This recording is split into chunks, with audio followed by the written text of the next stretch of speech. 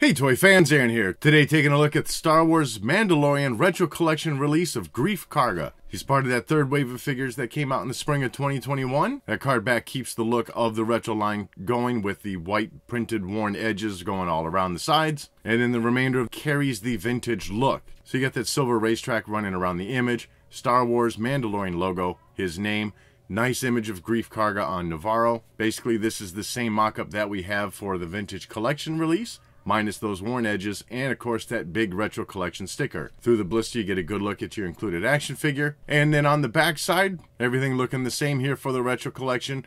Top half talking about how the line is inspired by those 1970s figures. Through the middle you got a listing of the figures that are available in this third wave of retro collection figures, and bottom half is your legal information. Taking a look at them out of the packaging, and overall, with the thought of this being something that is inspired by those original figures and not supposed to look like today's vintage collection releases or any of the modern figures really, I think the figure really hits a lot of the marks. It looks really good. The cape is done in the similar style as you see for all those retro figures, the original line. It's done in that black vinyl. Basically arms slip through the top, and the overextended part that acts as a hood for some is just folded down in this case since he doesn't have a hood. Obviously no other decoration or anything to it, and it does slide off no problem, giving you a nice open look at the rest of the figure. Going in for a closer look at the head sculpt. You know, I mentioned how a few of the figures, Cara Dune and Moff Gideon, had a pretty decent resemblance, surprisingly, to how they looked on screen. Greef Karga falls into that more typical original Kenner style figure look. It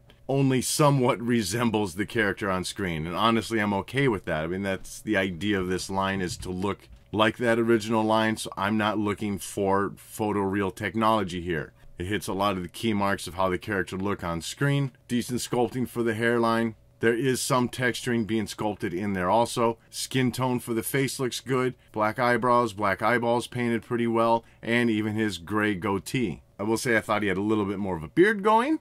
I don't know, maybe getting a little nitpicky. As for the chest and arms of the figure, everything is looking fairly decent for his costume. He's represented here as how he looked in the second season of The Mandalorian. So you got a red shirt, gray vest, with I'd say maybe a darker blue coloring off to the side of his chest. As for the arms, the red's looking pretty decent, like I said. You got some folds sculpted in just to show some ruffling at the top of the shoulder, at the armpit, and at the bend of the elbow. Decent sculpting for his brown gloves. You got some texturing in there. His right hand is sculpted in just a little bit more of an open position from his left hand. So his right hand is going to be what holds the blaster. I believe that's pretty in line with the character. As far as the chest of the figure, that red undershirt seems to match up pretty well with the arms of the figure, that red coloring there. And then as I mentioned, he's got a pretty basic gray and blue vest. Painting looks pretty good. It doesn't seem to my eyes that it's running off the edges or anything. A little flap detailing on the lower right side of his chest. Screen left as you look at it, kind of going over the gray part. And then a little bit of buckle detailing right above his belt buckle. On the back side of the figure, you can see that gray from the front continues on more of a solid pattern on the back, or I should say filling out that area more, and then that blue continues through the sides. Some ruffling in there to show some stressing of the fabric, so that looks great. Still very much in line with how those original figures looked.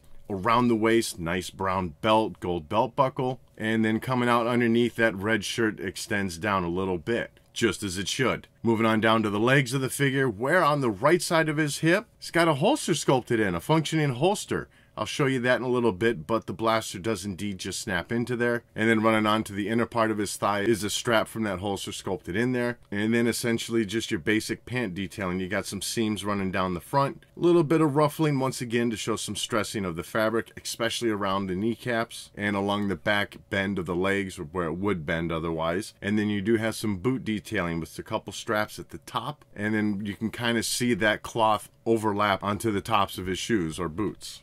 As far as articulation, everything's basic here. Head spins a full 360. Your arms spin all the way around. Both legs come straight out. And a decent range going backwards. As far as accessories, Comes with a single blaster, which I believe is pretty much all we saw him really use in the show anyways. As you can see, it is done in all black plastic. No special weathering or anything to it. Once again, you wouldn't expect to see that in this line. Fairly decent detail into that sculpt. You can make out the barrel of the blaster, a little scope or something just underneath the end. You get a scope just off to the left side of his blaster also. It fits well in his right hand, and here's a look at it also in that holster. As I mentioned, the handle of that blaster slides right inside the strap of the holster, and it's a very firm fit. It's definitely not going to get lost on you being stored here. So overall for me, it's another good looking figure. Now obviously, like I said earlier, I mean, I kind of say that a little bit loosely. We're not talking about today's modern vintage collection line.